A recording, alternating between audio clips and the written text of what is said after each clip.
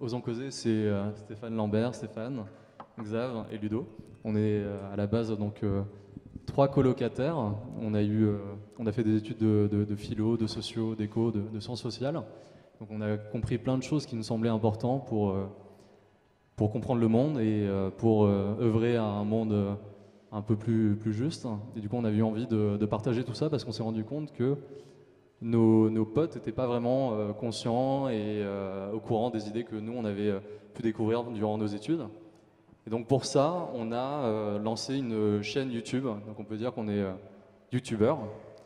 On a réussi à créer une communauté de à peu près 580 000 fans sur Facebook en à peu près 2 ans, donc ce qui est pas mal. Et à peu près 170 000 abonnés sur YouTube.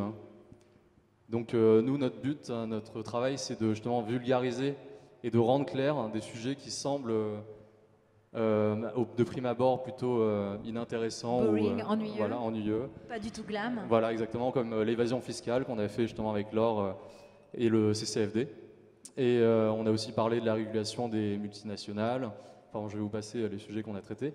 Et donc nous, on a pris conscience qu'il fallait justement, via l'outil numérique, comprendre que les gens étaient submergés par un flux d'informations au quotidien et qu'il fallait justement s'adapter à ces nouveaux usages. Et donc nous, on fait des vidéos plutôt courtes, diffusées sur les réseaux sociaux, qui vont être partagées par les gens qui se retrouvent, qui résonnent avec notre propos et qui se retrouvent en accord avec ce qu'on dit et qui vont pouvoir justement les partager et s'en servir comme une espèce de tract en vidéo sur les réseaux sociaux. Et voilà. Et donc, site internet. Pardon ? Votre site internet. Oui, ça s'appelle Osons causer sur Facebook et YouTube. Osonscauser.com. Voilà, espèce de médias sociaux en ligne. Ouais, bah ça me va comme présentation. Qu'est-ce que je pourrais ajouter ? Peut-être deux petits points. Donc, ce qu'on fait, c'est qu'on essaye de transmettre un discours qui est assez clair et facile à comprendre. Et en même temps, on source tout ce qu'on dit, on source notre propos. Et donc, en fait, ça permet de devenir une marche pour plein de gens qui en fait, découvrent des éléments de réflexion politique ou de sciences sociales par nos vidéos. Et après, vont pouvoir aller voir nos sources, voir comment on a construit notre propos, voir s'ils sont d'accord avec ce qu'on a dit, vérifier les faits. Et on s'est rendu compte que du coup, faire des vidéos comme ça, où en fait, la personne qui regarde la vidéo a un peu l'impression de parler avec un ami, parce que le ton est volontairement détendu, avec un vocabulaire courant.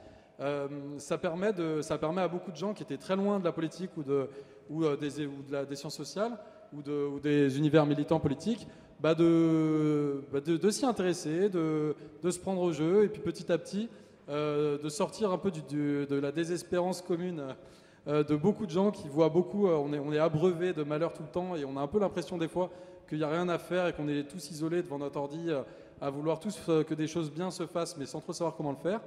Là, on a l'impression que notre initiative, c'est une des nombreuses initiatives, dont plusieurs qu'on a entendues ce soir, qui permettent un peu de casser ce mur qui est largement illusoire en fait, et de voir qu'on est nombreux à vouloir changer les choses. Et évidemment, le fait de pouvoir partager des vidéos, partager un petit morceau d'information, une petite perspective sur le monde, c'est une des manières pour les gens de voir qu'ils ne sont pas les seuls à penser comme ça, à ressentir le monde comme ça, de voir autour d'eux les amis qui pensent pareil, qui sont d'accord avec eux, ou que ça va inspirer.